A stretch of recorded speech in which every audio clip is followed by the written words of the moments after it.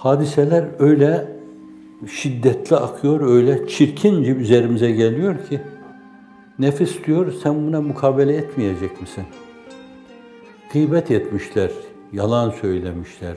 Herkes karakterinin gereğini sergiler.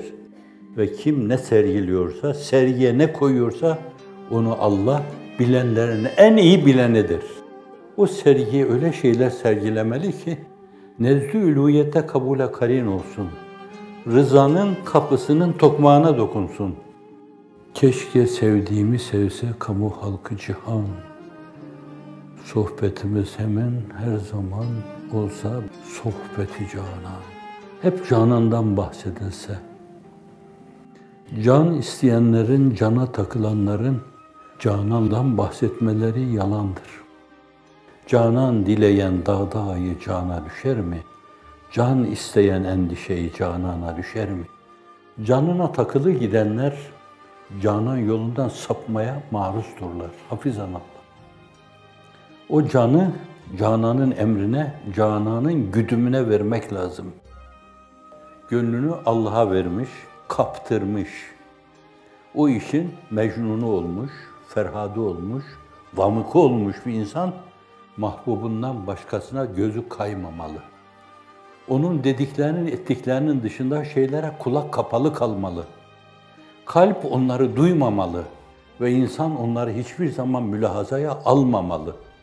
İnsan aklını, kalbini, ruhunu, hissini, ihtisaslarını hep bu istikamette ciddi bir metafizik gerilim içinde tutarsa şeytani duygular akıp içeriye giremez Allah'ın izniyle. Çünkü o kapıları bu duygular kapamıştır. Konsantrasyona ihtiyaç var. Esas kulak kesilecek şeylere kulak vermek. Gözle konsantre olacak şeylere konsantre olmak. Yapılması gerekli olan şeyler yapmak, dağınıklığa düşmemek.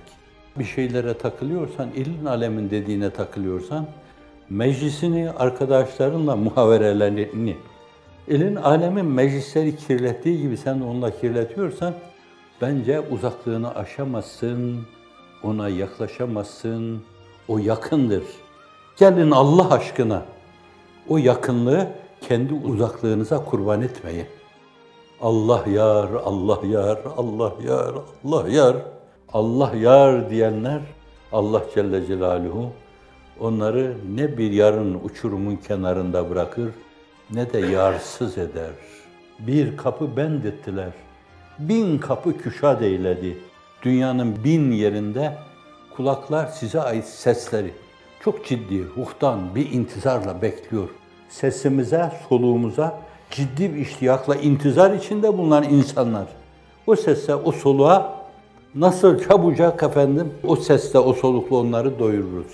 Bu konuya insan konsantre olursa zannediyorum zamanını israf etmemiş, düşüncesini israf etmemiş, aktivitelerini israf etmemiş olur.